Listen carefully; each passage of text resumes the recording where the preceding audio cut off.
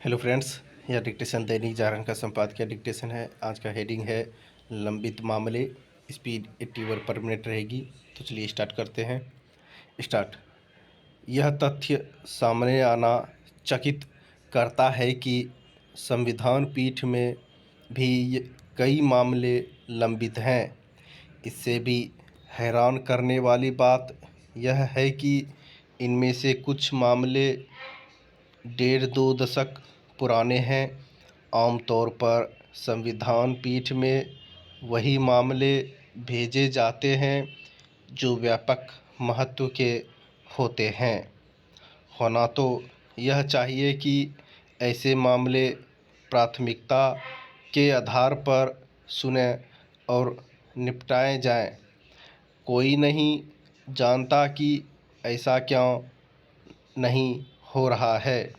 संविधान पीठ में लंबित मामलों के प्रभाव का आकलन केवल उनकी संख्या के आधार पर नहीं किया जा सकता, क्योंकि अनेक ऐसे मामले हैं जिनका असर निचली अदालतों और उच्च न्यायालयों में चल रहे हैं मामलों पर भी पड़ेगा। संविधान पीठ के समक्ष विचाराधीन मामलों के लंबित रहने का औचित्य इसलिए नहीं बनता क्योंकि इस समय सुप्रीम कोर्ट में न्यायाधीशों का कोई भी पद रिक्त नहीं है।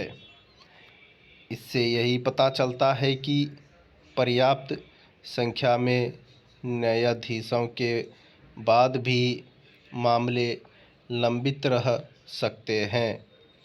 उन कारणों की तह तक जाने की ज़रूरत है जिसके चलते न्यायाधीशों की पर्याप्त संख्या भी लंबित मामलों के निपटारे में सहायक नहीं बन पा रही है।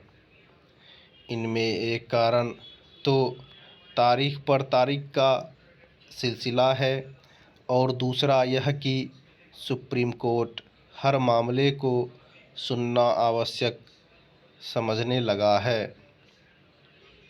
यद्यपि सुप्रीम कोर्ट की ओर से कई बार यह कहा जा चुका है कि जनहित याचिकाओं की आड़ में उसके पास तमाम फालतू की याचिकाएं आने लगी हैं, लेकिन उसकी ओर से ऐसे कोई उपाय नहीं किए गए हैं जिससे उसके पास ऐसी याचिकाएं न आएं।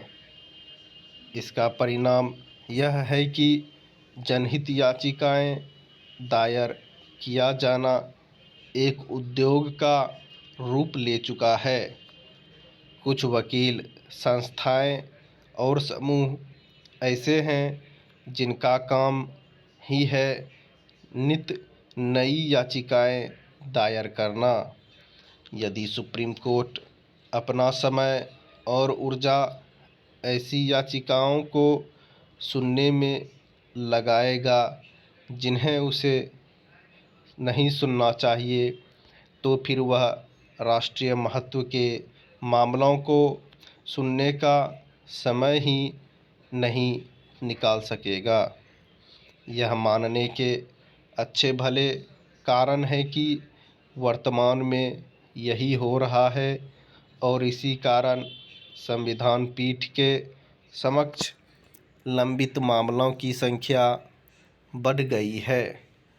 आवश्यकता केवल यह नहीं है कि संविधान पीठ में लंबित मामलों के निपटारे में तत्परता दिखाई जाए, बल्कि यह भी है कि अन्य मामलों का निष्पादन भी प्राथमिकता के आधार पर हो।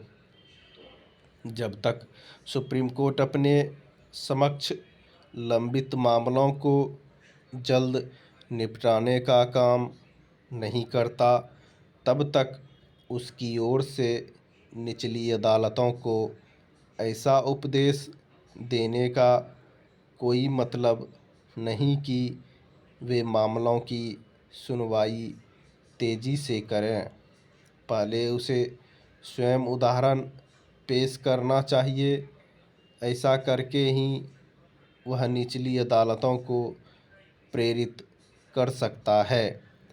अच्छा हो कि सुप्रीम कोर्ट ऐसी कोई व्यवस्था बनाए जिससे सभी मामलों का निपटारा एक समय में तय हो सके।